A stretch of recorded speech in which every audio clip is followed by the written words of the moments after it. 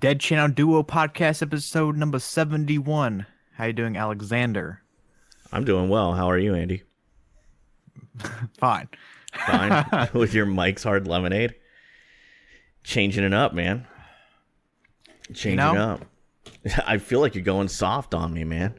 No, see, you keep on delaying recording this again on Saturday, by the way. Yeah. For the fans. Mainly for patrons. I guess the fans don't really mind. You're welcome, and that's my fault. So For Loco Friday is a thing, me and my friends. For Loco Fridays number 7 was this past week. Yeah. And you keep on making it to where either I delay it or double up on For Loco Day. Yeah. Now I'm just keeping it chill, you know. Well, yeah. Sorry about that. It's just been... So we are talking about actually changing our release schedule. So there is a chance that you will see the podcast release on a different day going forward. I will keep you abreast of the details, but it's probably going to happen because I think Sundays just aren't actually really working for us for a variety of reasons. I've also heard that if you can get your podcast out on a weekday, that it does help. I think I knew somebody who was telling me that because... You know, you get it out on a weekday, people might be more listened or more inclined to listen to it. Viewers the past 2 years, so well, yeah, let's maybe not we'll talk help out. Yeah, let's not talk. Yeah, let's not talk about those podcast download numbers. They're still pretty low this month. We are tracking for an all-time low, and you know, it's a little disheartening. But I know there's still people out there that listen and care and look forward to it every week. So, you know, that keeps me going. Yeah. But Alex, it is pretty low. Go ahead. Random question. Sure. Do you remember the California raisins? Oh, yeah, man. I think they actually had a California... I seem to remember when I was a kid, I really liked the California raisins. I don't know if they had an ongoing show or if I'm just remembering like made-for-TV specials. But I do remember very distinctly liking, there was this California Raisin Christmas special that came on TV. It was made for TV, and I just loved it. And was it as good as the Star Wars one? Pretty tough to top that now. But yeah, the California Raisins were pretty cool. I also remember when I was a kid, you know, you go to McDonald's, and they still have like Happy Meal toys.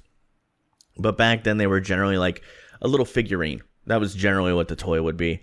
And they had a California Raisin one, and I had that as a kid, and then I don't even know what happened to it. I had that as a kid too.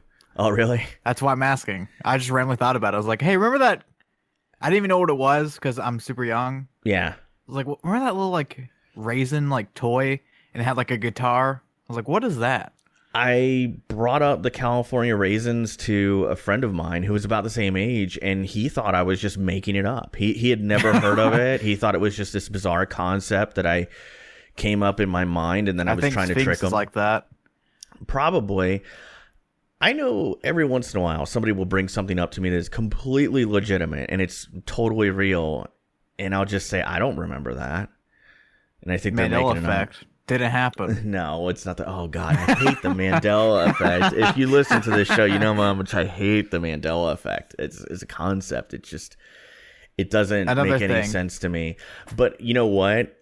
Speaking of Mandela effect, before you get on to that point, I did have a moment that I know when I tell this story, people will be like, that's Mandela effect. You had a Mandela effect? I guess you believe now? No, I don't believe, but it's a scenario that, so I was at work and someone sent me either an email or an IM with the city of Tucson. And I was looking at it and I said, I don't remember it being spelt that way. Like, this person must have typed it wrong. So I type it in Google. No, they're right. I'm just misremembering. Tucson? Yeah. I thought it was, for some reason in my head, it was a Thursday, so I was pretty exhausted. But I was like, I swear it's SC, you know? But somebody would say, yeah, man, that's totally, you know, the Mandela effect that's right what there. You say the hick way. Tuscan? Tuscan? You from Tuscan? Isn't that where they eat that weird stuff called chicken fajitas? Chicken vaginas? What are you saying? I knew a guy when I worked at EA who totally thought it was pronounced fajitas, and we had to correct him. Why? Why correct him? You know, that was kind of my point, is why not just let him continue to believe it, and it's funnier that way? Yeah. Because do you ever say then he'll go wrong through life. on purpose? Sometimes I do. So, for example, I had somebody recently point out to me, Patreon backer and good friend of mine personally, Daniel. He's like, yeah, the way you say... Ooh, sorry. My friend just turned 21. That's why that alarm went off. Oh, well, there you go. Happy birthday, whoever that was. Good old Dylan, former college dropout. Oh, podcast. Dylan. I like Dylan. He's a nice guy. I think I've talked to him all once, but he's a really nice guy. So, happy birthday, Dylan. But anyway, like, he listens to this show. Anyway. He actually does sometimes. Well, then there you go. Happy birthday, Dylan. I hope you have a great birthday. Especially 21. It's a good one. But I totally forgot what I was saying. Oh, yeah. What do I say normally wrong? So I did hear that I say Pikachu wrong. Apparently it's Pikachu. It's not Pikachu, like I said. Pikachu. Yeah. And I also, I was doing a Super Smash Brothers stream, and I thought it was pronounced Paichu. And it's apparently Pichu. So it was so wrong. I was like, "What are you talking about?" I don't know, dude. I just that's just how I imagined it. But then my wife is like, "Yeah, you're an idiot." So I appreciate your answer, but that wasn't the question. But do I pronounce things purposely wrong? Yeah, purposely wrong. Well, like, no, but like now I do say Pikachu. Oh, I got you. Just to annoy people. Yeah, because I think it's funny. I mean, I apparently say theater wrong, according to you, one time. No, you don't say it wrong. You say it properly, but nobody else does. Yeah. So, for example, if we go into the theater. So, people say advertisement here in the U.S., but if you talk to a British person, they say advertisement. Aluminium. Both are, well, that's incorrect. There is no U. There is no IU at the end. It's not aluminium. It's aluminum. Or if you want to say aluminum or whatever, you could do that. But it's not. There's no eum in there. That's annoying. Sometimes I really like to. My wife hates when I do this. When I'll be like, instead of saying I saw it on TV, I'll be like, I saw it on the TV. She hates that. The TV. I don't. Yeah. Mine's quesadilla.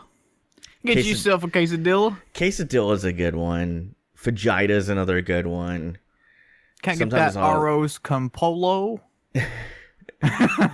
Well, yeah, I'm trying to think. There's a couple others that I say improperly just to get under people's skin, but I don't know. I usually film club pick. Yeah, great film. Great film. Definitely check it out. So.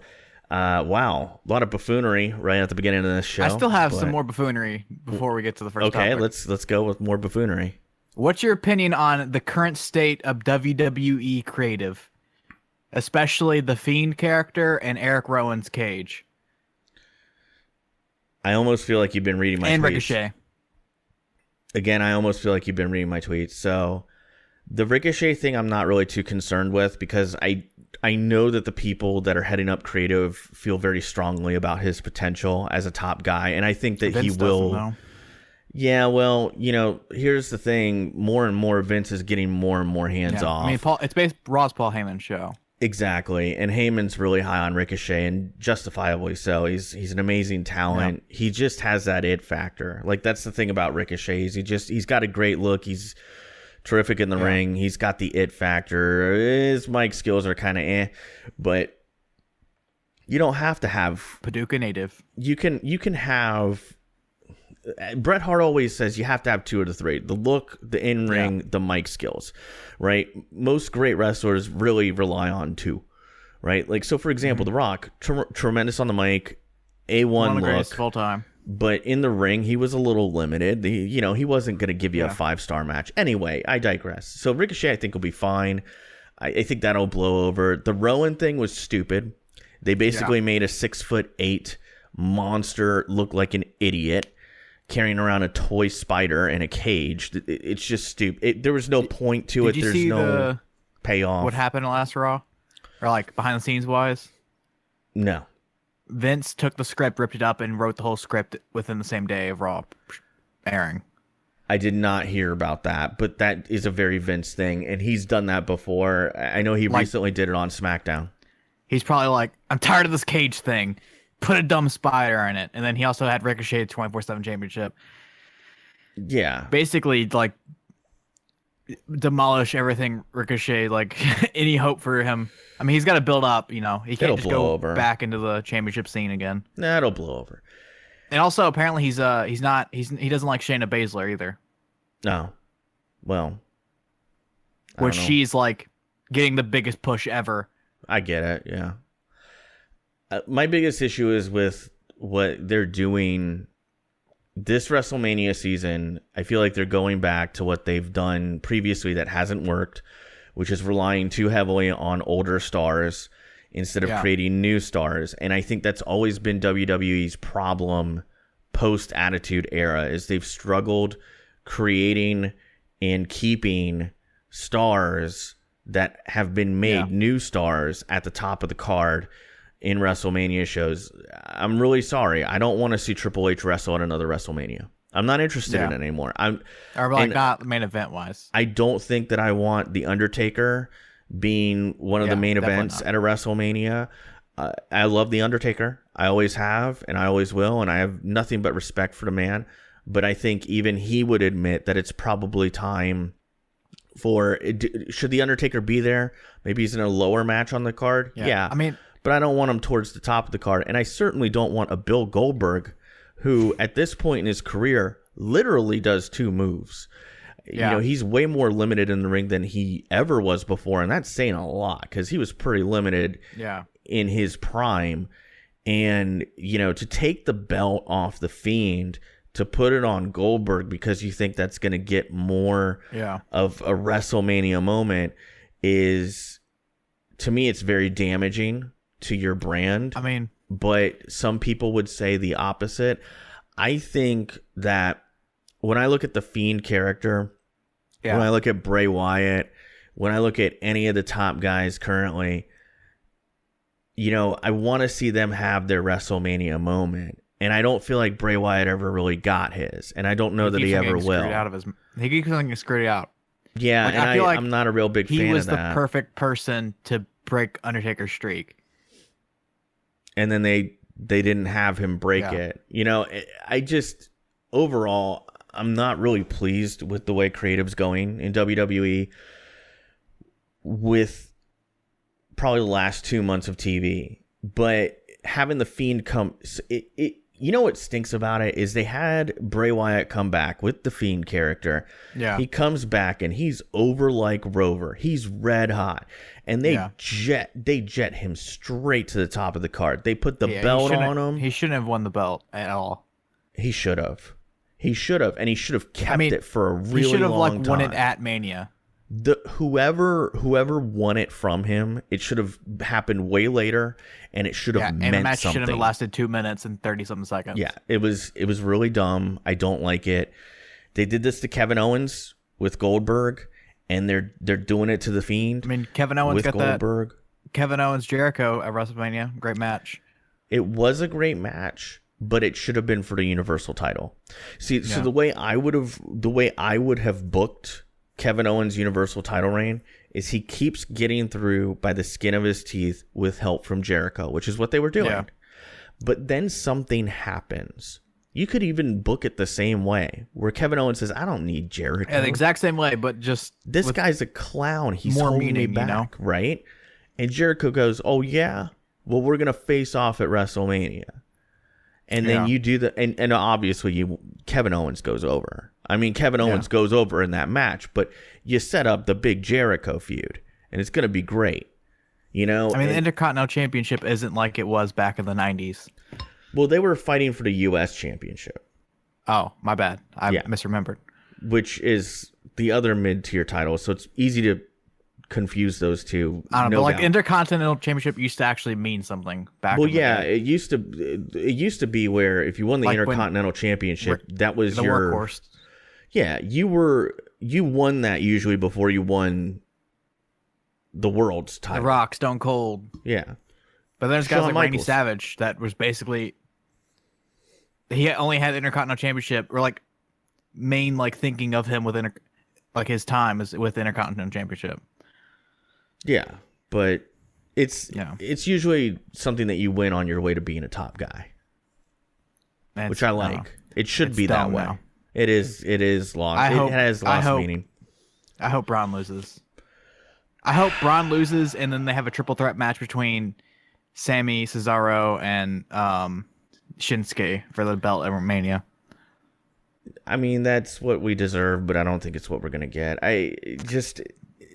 Vince relies way too much on old stars, and then when those old stars aren't on Raw and SmackDown every week, the ratings go down. It's like you have to build stars out of the guys that are working 300 days a year. That's who should be at the top of the card. And you got to stick to it. And you got to stick to your guns and say, you know what? We believe in these guys. We're going to put them at the top of the card. Not a guy who doesn't show up for 16 months and then shows up on SmackDown just to steal the belt from Kofi Kingston.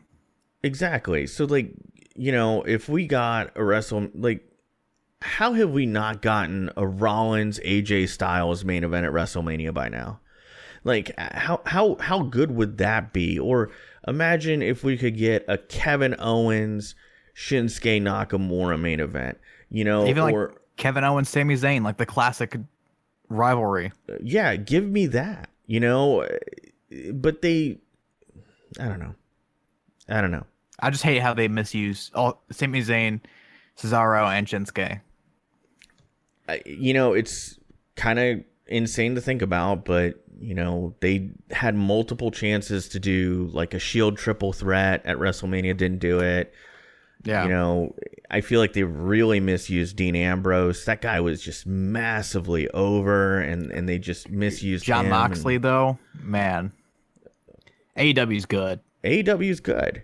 And it really goes to show that Moxley, a.k.a. Dean Ambrose, is a top guy and should always be a top guy. And, you know, he doesn't look it. I mean, he doesn't have a great look. You know, he doesn't have that Vince cookie cutter. Yeah, he's kind of leaned out. Yeah. You know, I know he put up a little bulk up top after he came back from that injury, but he's still kind of a leaner guy. You know, and he'll never overwhelm you with his size, but guy can work, and he's amazing on the mic. All right, now that we've bored everybody with WWE talk, I'm kidding. But what have you been watching / playing, Alex? So this week I've been watching more American Dad. Try to watch that a little bit each night. And there's this new show on Netflix. No, it's on Netflix. My wife has really gotten into it, and it's called Love is Blind, I think. Oh, yeah. I was thinking of something else. It's crazy. My mom likes that show. Yeah, it's crazy. So, like, me and my wife have been watching that, and I can't really think, you know, Better Call Saul, keeping up with that. Picard, been keeping up with that. Do you like Picard? Loving it. Star Wars, Clone Wars, the animated show, season 7. Been watching that with Ashley, keeping up with that one. The Prophet on CNBC, Shark Tank on CNBC, like those are kind of my go-tos throughout the week, and I really like them. I'm enjoying all those shows. It's something that I watch every single week. And then I did watch the Film Club selection upgrade today with Ashley, so that was interesting. And then as far as playing, played a couple games of Weekend League this weekend, and got my behind handed to me on a plate for the majority of those, and then did play some World of Warcraft and One Punch Man video game. It's still really good. And then today I bought Bendy and the Ink Machine on Xbox One, so I'm looking forward to playing that with Ashley. Rooster Teeth made that game. Yeah, it's really cool. Ashley was playing it on PC, and I saw it at GameStop. It was $20 on the Xbox One, and she wants to play it on a controller because her nails are long, and she can't play with a keyboard and a mouse. So we're going to play that together, so looking forward to that. Andy, what have you been watching and playing this week? I watched Beyond the Mat, a WWE documentary from 1999. Mm-hmm. It's on Netflix. I would recommend it to you, but not to like non-wrestling fans. And I would recommend you take it's like, I'm typically not the person to be like, oh, this is too long. It's way too long. If you watch it, I would watch it in like 20-minute to 30-minute chunks. But it's pretty interesting. It follows like Terry Funk when he's retiring, and then Jake the Snake Roberts when he's like big into drugs. Yeah, and then I watched System Crasher. I watched The Iron Giant. I rewatched DCD Film Club pick Goodfellas. Oh. I watched Larry David, Curb Your Enthusiasm, the mock documentary that spawned the TV show Curb Your Enthusiasm. I watched Emma. Then I watched some Harmony Korine short films. Interesting guy, interesting short films. I watched Visual Mafia, Blood in Havana, Act the Fool, Gucci Cruise 2020, and Duck Duck. Okay. Just an interesting guy, interesting character that I've known of, but I've just now recently started delving into his work. And then I watched new Netflix movie Spencer Confidential. It's a piece of garbage. And then I watched But I'm a Cheerleader. That movie is really gay. It's a funny meme if you've seen the movie. Okay. It's about a gay cheerleader. All right. Yeah, and then Upgrade. Oh, I also watched an entire TV show. The new Netflix show. I'm Not Okay With This or something like that. I'm pulling it up. It's like I'm Not Okay With This. It was pretty bad, but I finished the whole thing. And then I've been watching That 70s Show. That's a good one, man. I kind of want to go back and rewatch that one. It's on Netflix. Yeah. And I was going to tell you last episode, but I forgot. The Corpse Bride is on Netflix now. It's a Tim what's Burton that, guys? movie. It's a Tim Burton movie. And Yeah. I know you and Alex were back in the day. We're like watching a bunch of his movies. If you didn't, it's on Netflix now. Yeah, me and Ashley did. I think she watched it, and I saw maybe about half of it, and it's still really good. I don't know what streaming platform we watched it on, but I don't think it was Netflix. I think it might have been either Hulu It just or got Netflix Disney the first. Plus. Oh, okay. Yeah, it's still really good. It's still really done. Don't well. think it's Disney, but Oh, I don't know. I just know, hey, I watched it recently. Yeah. It's still Alex. as good as I remember. thoughts on these new special controllers? Are you a collector of special edition consoles / accessories? Listener question from The Reasons I'm Broke on Twitter. On basically everything. It's podcast, so check them out. Oh yeah, there we go. Going right into listener questions. So I would say, so special controllers, yes. Collector of special edition consoles and accessories, not so much consoles, but the accessories I've definitely been someone who's purchased those in the past.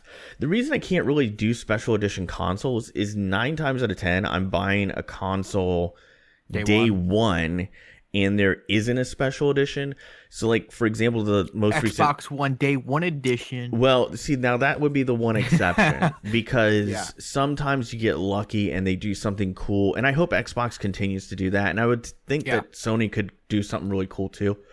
But I really liked the Day One edition because it had like special accents. It came with a collector achievement that's on your Xbox profile, and a couple other little nice things that were in there that I really particularly enjoyed as a day one adopter. But I will say, when I buy a system later on in the life cycle, a lot of times there will be like a mid-generation refresh. I will sometimes get that collector's edition. So, for example, the Xbox One X, the Gears of War special edition that I recently picked up. I love it. The controller on it is amazing. They added some little accents and grips to the back of the controller that I really liked. So, and then also he was specifically referencing the Xbox design. I think they call it Design Lab, where you can like customize your own Nike Xbox. Yeah, it's kind of like that. It's almost exactly like Nike ID, where you can go on there, and I mean, it's just a real fun website to visit in general, and you can do like all these color combinations with Xbox controllers. You can even have them like laser etch your gamer tag on the front of the controller if you want. it's really tight stuff that I really like, and I haven't purchased one yet, but my wife does want one, so Hey, it works on the new console. They already announced that. See, that's kind of why I put off on it, but I think now, they announced that everything that works on the Xbox One works on the Xbox One X. Yeah, so like now that they've announced that, it might be something I could do, but I do like the ability to customize a controller and not have to do something like send it off to this, I think it was called Color Labs or Color something. I think Daniel even sent off a PS3 at one point to them to get it custom colored.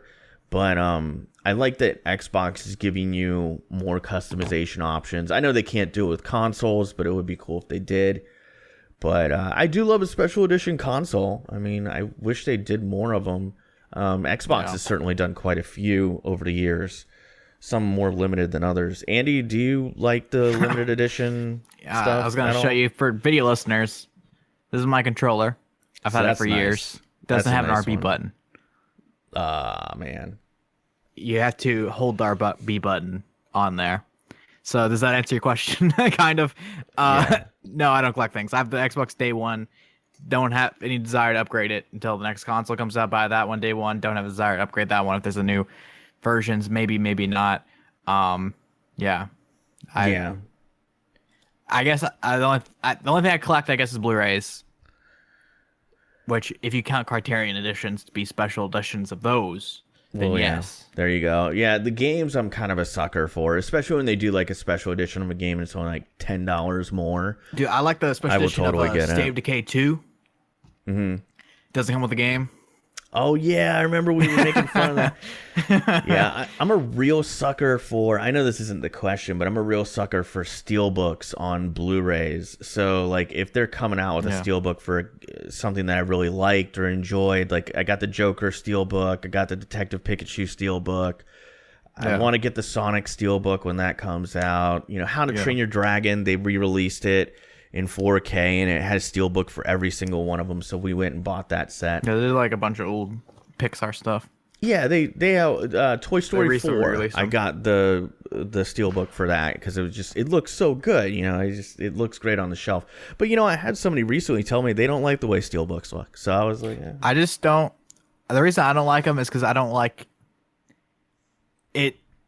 I kind of like a certain, like how my Blu-rays have like a continuity between them.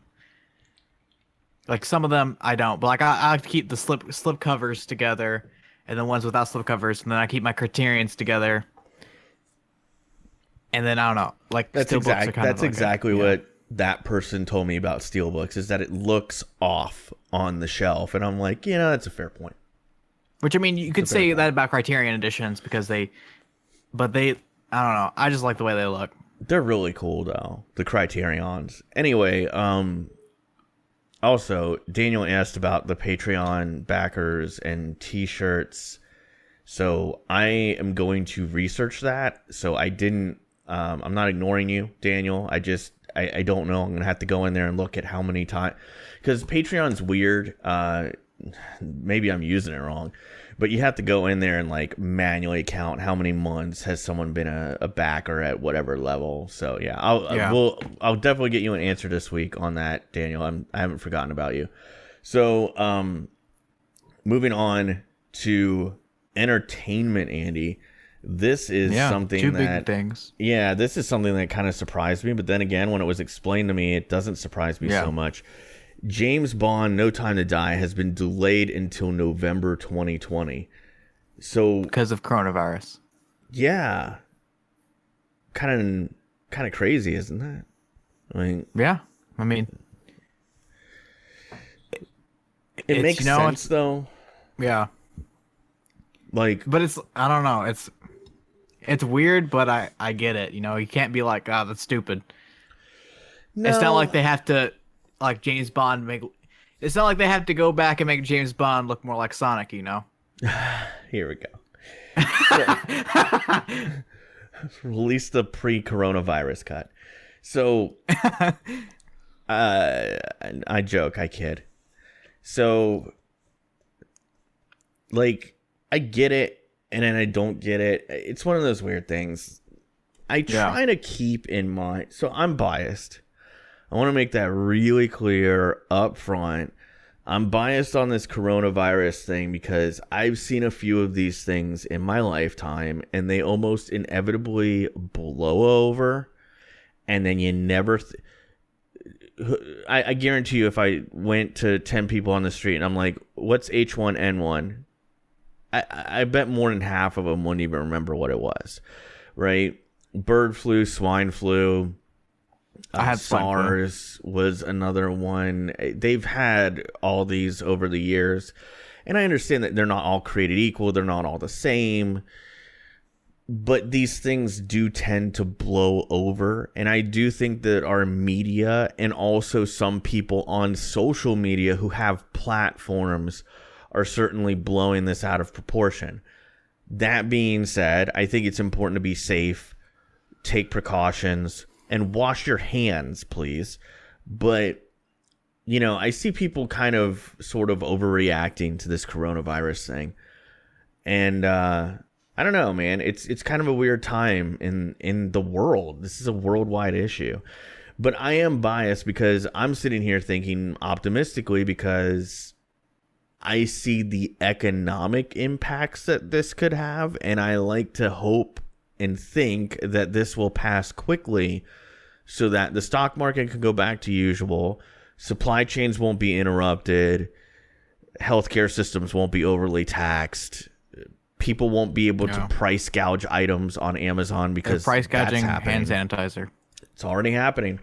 My wife works with someone who has someone in there. She works with somebody who has a family member who went out, bought hand sanitizer in bulk, and is trying to sell it for some extremely high price. And it's just, I think sometimes it brings out the worst in us. These kind of bad things happening, it brings out the worst in us and the best in us.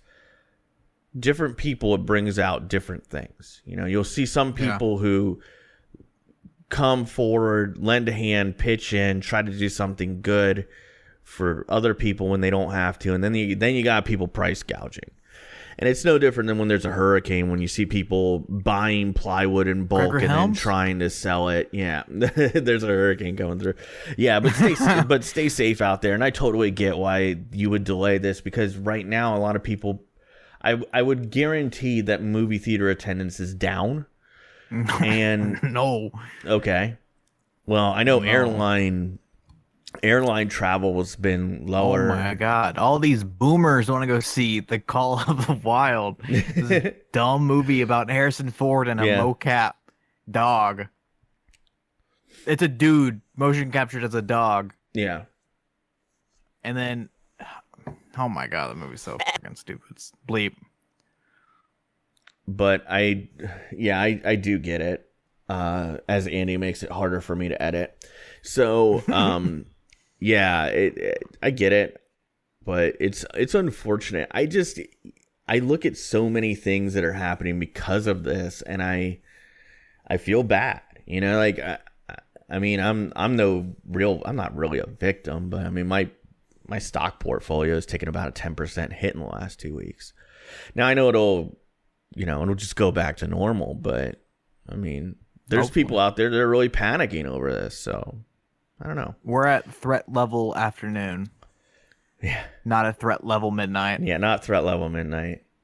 So, do you think it'll affect, obviously attendance will go up, as opposed to releasing it when they were originally put. But do you think this will in any way negatively impact James Bond, No Time to Die? No. Yeah, I think it'll still do well. I'd say I don't know the November window right now, but it's probably better because it was going up against Milan. Sometimes a delay can really help you out. Like, you look at Sonic. Yeah, Sonic was definitely a beneficiary of moving its release date. I don't like James Bond films. I can never sit through an entire one. I've never really been a fan. My next pick. Well, how many have you seen the Craig ones? Yeah. Have you seen Skyfall? No. That one's great. I know. I love Daniel Craig. I think he's a very... Roger Deakins as cinematographer. He's a fantastic. great looking Bond. I mean, he really is. Pierce Brosnan was too.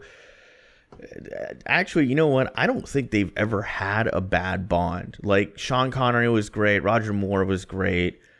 You know, Pierce Brosnan, Daniel Craig. I've only seen the Craig ones, so I couldn't compare. So, you know, I like the casting choices. It's just I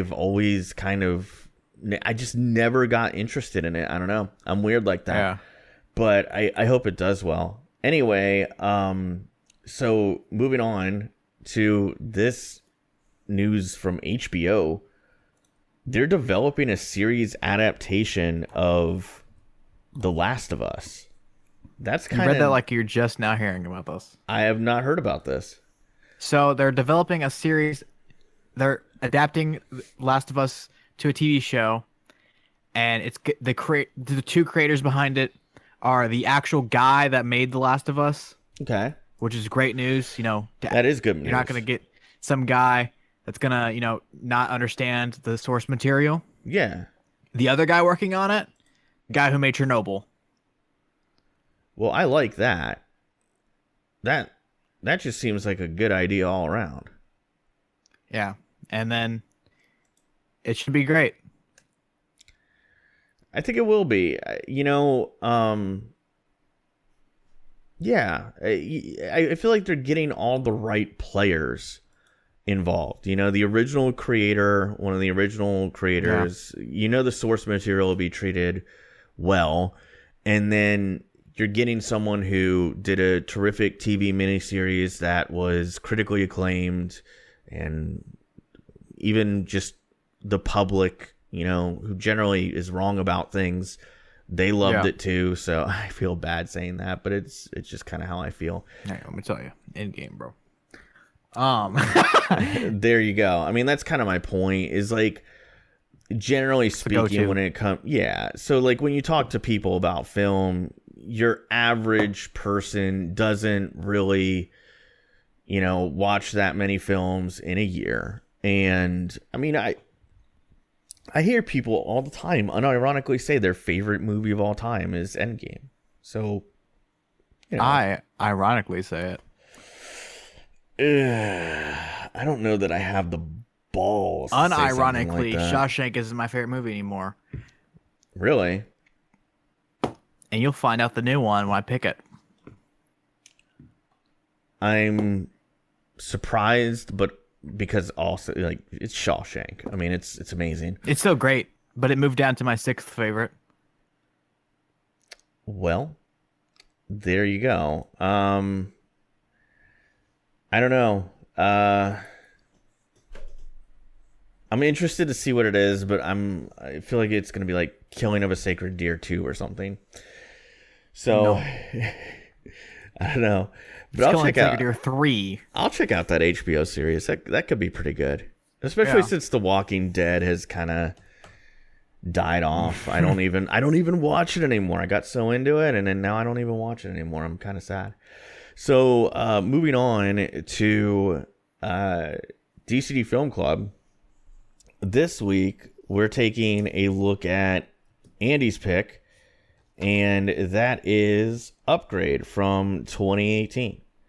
7. And no, 2018, you're right. I'm dumb. Oh, okay. Because I was like, I could have sworn it was 2018.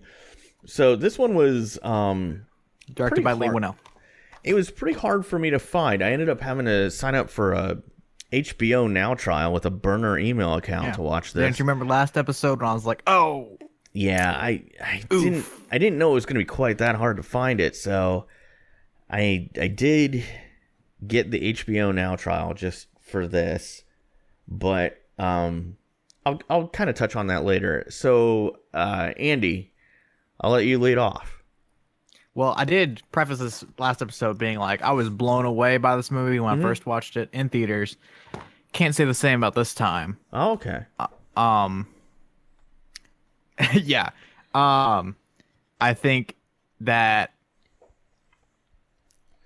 also going to preface this with, I'm not generally a person that likes action movies or movies in this vein normally.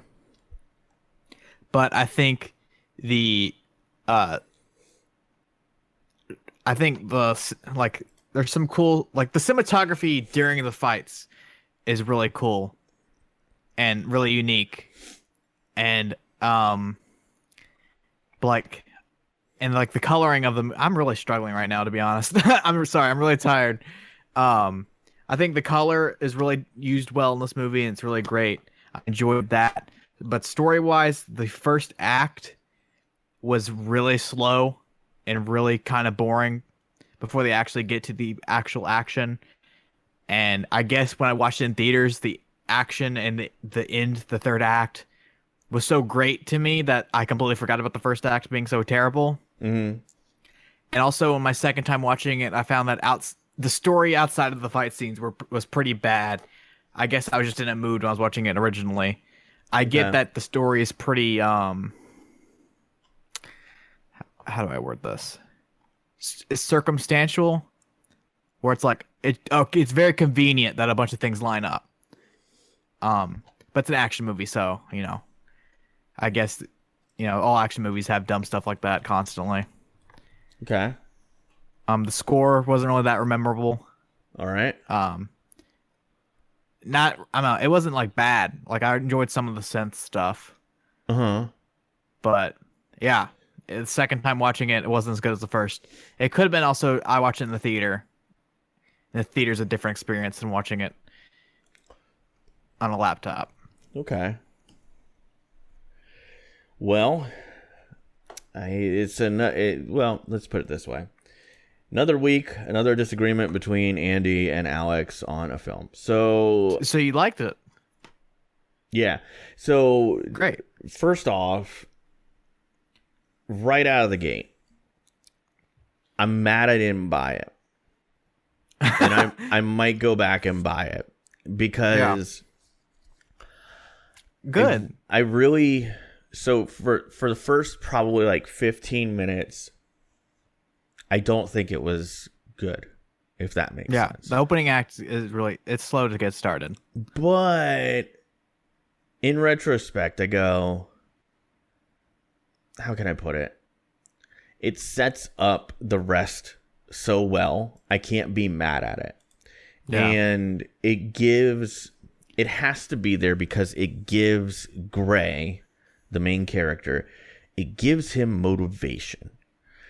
And I think that's really important when you're going to have a film like this. Like, there has to be motivation. Yeah. So I like that. Now, I'm probably going to go into some spoilers. So, I've already use your timestamps, if anything. But go watch it. It's worth it. So when the moment the movie takes off for me is when Stem talks for the first time. And whoever the voice actor was amazing. Like, really nailed and encapsulated what a computer would talk like if a computer could talk. And it was very similar to how in 2001 A Space Odyssey, and I don't know if that was intentional or not, but it was really well done. What were you going to say, Andy? I remembered the spoiler. The bad guy in the story, the guy that creates STEM. If you watch oh my god, I forgot the name of the show. Mr. Robot. He acts exactly like Mr. Robot, and that kind of is annoying because he literally portrays Mr. Robot. Okay. So I don't know anything about Mr. Robot. Well, I know what it is and what it's about, but I've never watched it. So. He acts exactly like Rami Malek in Mr. Robot. Okay. Well, that makes sense. So I thought it was a really tremendous voice acting performance from whoever played STEM. And I think that's the moment where the movie, it clicks and you're like, okay, this is what we're here for. And it's a really good feeling when that happens. And it turns the whole thing around for me. Because before going into this, when I heard the film title of Upgrade and his wife works for a company that does cybernetics, I was like, oh, what's going to happen is he's going to get injured or something. And his wife's going to be like, we have this prototype suit where we put your head on a robot or something. And I thought it was going to be something like that. But this went so much deeper, and I'm glad that it did. And what I think what it does is it progresses where STEM kind of evolves, and he says that at the end, the chip itself, and there is a twist at the end that I won't ruin. I like the twist. I think it makes the story more complete. I do think that this tells a really good story, much like 2001: A Space Odyssey, where it talks about technology can go too far. AI could become a problem. This is a microcosm. Like, you look at this story and it's meant to be a microcosm for what humanity is doing with AI, where it could go too far. It could cause problems. It could become self-aware. It could act in its own best interests and not in our own best interests. It could disregard our commands, our demands, our moral code. It could disregard all of that in self-interest. And it is a problem that we do have to address. And it is something that's quickly approaching on the horizon for us as a species. And I think it's really wonderfully done within an action film. So, like, you could look at this as an action film alone and go, it's a good action film on its face. Yeah. Then it's got this deeper meaning that's also good if you can get that out of it. And if you enjoy action movies and something with like a little bit of a deeper thematic approach towards film, I think you're really going to like how this was written and acted out, and the way the story progresses. It's paced really well. I didn't see the twist coming. I loved the STEM character. I know it's a chip, but I looked at it as a character. I was mad when he turned. When he turned bad, I was like, oh, God. I love STEM. Like, because you learn to love STEM. He gave me all. And again, it is a little bit symbolic, because at first, we are in love with technology as humans. We love these little computers in our pockets that are our cell phones. We love technology for what it's giving us right now. But we're not thinking about what those long-term consequences could be. Maybe we fall out of love. Maybe technology goes too far.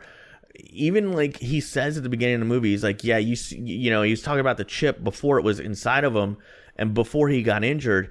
He's like, yeah, man, you see that chip and you're thinking about all the great stuff, but I just see 10 guys in the unemployment line. Like, Gray is this really deep character who was very pensive at the idea of embracing technology fully. It's just so well done, and it's just masterfully written and acted out, and the pacing's terrific. The cinematography is outstanding. I mean, some of the shots that they got were terrific. The action scenes really jumped off the page. They're very memorable, and they looked distinctively different than what you would see in other action movies, and I really enjoyed that. My wife watched this with me, and she had a very similar reaction to it. She hated that the STEM character turns bad at the end, because she's like, I loved him. He was so great. And it evokes emotion. You feel emotion towards a friggin' inanimate object in this film, and it's just, to do that, you've done something right. Score, I can't really remember much about the score, but I think it doesn't really need one. There's a lot of moments that are a lot of silence in this movie, and I think it really adds to the drama. So overall, I was really pleased with this. I'm surprised I didn't watch it before, but I really had no idea that it was going to be what it was, which is a really interesting take on technology and how it's going to interact with humanity now and in the future. So really sad that this didn't do better. I saw that it was not a huge financial success, so I would encourage you to go out. I'm pretty sure it didn't have that big of a budget either. It didn't. And you know, I gotta say what they did with that budget, because I believe and budget was $5 million, and they didn't really market it that much. Like I went into it as someone that works at a movie theater and is into movies. I went into it not knowing anything about it. Yeah, I didn't know anything. I didn't even know that this thing existed, to be honest with you. So overall, really good. I think it's worth watching. If you like action movies, check it out. If you like movies like 2001: A Space Odyssey that talk about technology and how it interacts with humans, check it out. If you like both, it's a can't miss. You gotta watch it. I mean, I kind of picked it. I was like, picked it for you. I was like, I liked it. I think Alex would love it. Well, there you go. So, definitely a good pick. And, well, I mean, I want more action movies like this, man. Like, that's what I came away thinking about Upgrade is I want more action movies that have some kind of underlying theme. I feel like we can do more of them. Do you know about Lee Winnell's other works? No, but I'm going to have to check them out now. Creator of Saw. Oh, no, I did see that. He was also involved with Insidious at some point. Right? What? You lag. Wasn't he involved with Insidious at some point? Yeah, he all his other movies, the 3 others. Yeah. He made Saw. He wasn't the director, but he created it. Mm-hmm. He wrote it, I believe. Insidious Chapter 3, and now a movie that's currently in theaters is The Invisible Man, which I refuse to watch because it completely changes the point and purpose of the Invisible Man character. Well, I don't know. This was good. This was really good. So overall, my wife gave this a 7. Just if you're interested on Ashley's take, I ended up giving it a 7.5 out of 10, and I really liked it. Wow. It's really After good. I first watched it, I gave it an 8 out of 10. Yeah. And after the rewatch, I gave it a 6. Ouch. Ouch. I don't know, man. I think it's better than a 6, but you know, we're not that far off. Hey, I mean, so, there you go. Joker's a 4. Ouch. So I'm kidding. I think it's a 5. Let me check. Yeah, I have it as a 5. well, next week it's my pick, and did I guess correctly? No, you put WWE Armageddon 2007. No, I did not. I really didn't. Great pay-per-view, man. I just own it on DVD. I mean, it's crazy, but we I had was an Inferno match in that. I was at Ride this match. I think I was at Walmart, and I saw that they still sell WWE pay-per-views on DVD, and I'm thinking that's just wild, man. Like for the price of that, you just buy the network and you watch it that way. But anyway, my pick next week is not WWE Armageddon 2007. It's another action movie. I figured we'd stay in the action movie Put a little bit of pressure on Jared on his pick the week after. Well, there you go. Well, I mean, he can pick whatever he wants. But yeah, I'm kidding. I'm joking. I thought it would be cool to do another action film, something that I really enjoyed. It's a little bit of a newer release.